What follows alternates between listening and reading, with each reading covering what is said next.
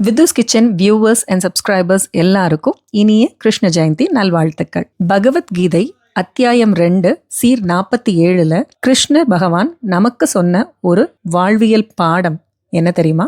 எது நடந்ததோ அது நன்றாகவே நடந்தது, எது நடக்கிறதோ அதுவும் நன்றாகவே நடக்கிறது, எது நடக்க இருக்கிறதோ அதுவும் நன்றாகவே நடக்கும். இதுதான் ஆண்டவனுக்கு என்ன, அவன் நினைக்கிறதெல்லாம் சொல்லி வச்சுட்டு போயிட்டான். அனுபவிக்கிற நமக்கு தானே தெரியும் வலியும் வேதனையும். எது நடந்தாலும் நல்லதுன்னு எப்பவுமே எப்படிங்க எடுத்துக்க முடியும்? அது என்ன அவ்வளோ ஈஸியான விஷயமா? ஆமாங்க, ஒரு வகையில நீங்க சொல்றதும் கரெக்டு தான். பட் இருந்தாலும் இந்த வாசகத்தையே தாரக மந்திரமா எடுத்து நல்லபடியா வாழ்ந்த ஒரு கிராமத்து பெரியவரோட கதையை சொல்லட்டுமா? ஒரு அழகான கிராமத்துல ஒரு பெரியவர் ஒரு குதிரை வண்டி ஓட்டிட்டு இருந்தார். நம்ம ஊரு ஷேர் ஆட்டோ மாதிரி அந்த ஊருக்கு அந்த குதிரை வண்டி, அதுதான் அவரோட வருமானமாவே இருந்துச்சு. அந்த பெரியவருக்கு ஒரு மகன் இருந்தான். அவன் இள வயசு பையன்தான், இருந்தாலும் எந்த வேலைக்கும் போகல. அவங்க அப்பாவுக்கு துணையாவும் அந்த குதிரையை பராமரிக்கிற வேலையுமே அவன் பார்த்துக்கிட்டு இருந்தான். ஒரு நாள் அவங்க வச்சிருந்த குதிரையை காணும் அப்படின்னு சொல்லி ஓடி வந்து பதட்டமா அவங்க பையன் சொல்லும் போது அந்த பெரியவர், கவலைப்படாத, அது எங்கேயும் போயிருக்காது, வந்துரும் அப்படின்னு சொல்லிட்டு பதட்டமே இல்லாம வீட்டுக்கு போயிட்டார். ஊர் மக்கள்லாம் இதை கேள்விப்பட்டு,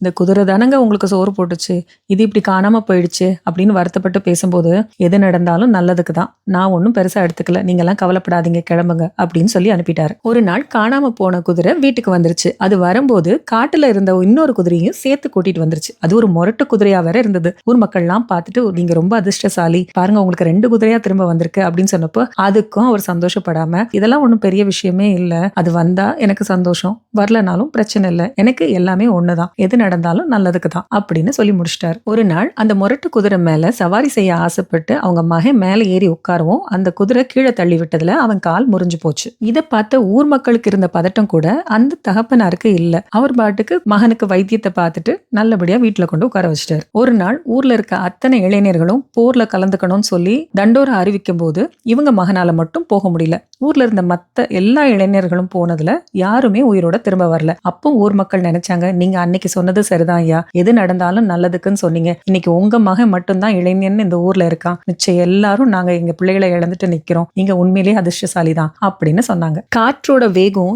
எவ்வளவு பலமா இருந்தாலும் ஒரு சிறிய நூல் அந்த பட்டத்தோட வேகத்தை கட்டுப்படுத்துது பாருங்க. அந்த மாதிரி ஒரு சின்ன நம்பிக்கை போதும் நாம நம்ம வாழ்க்கைய நம்ம கட்டுப்பாட்டுக்குள்ள வச்சுக்கிறதுக்கு, நல்லபடியா வாழ்றதுக்கும் தான். நல்லது நடந்த உடனே அதிகமா ஆட்டம் போடவும் வேண்டாம், கெட்டது நடந்த உடனே ஒரேடியா துவண்டு போகவும் வேண்டாம். அந்த பெரியவருக்கு இருந்த மனப்பக்குவத்தை நாமளும் வளர்த்துக்கணும். இந்த கிருஷ்ண ஜெயந்தியில கிருஷ்ணர் சொன்ன இந்த பெரிய தாரக மந்திரத்தை நாமளும் பழக்கப்படுத்திக்கணும். எது நடந்தாலும் நன்மைக்கே. பழக்கப்படுத்துறது கஷ்டம்தான், பட் ஸ்டில் ட்ரை பண்ணுவோம். ஹாப்பி கிருஷ்ண ஜெயந்தி.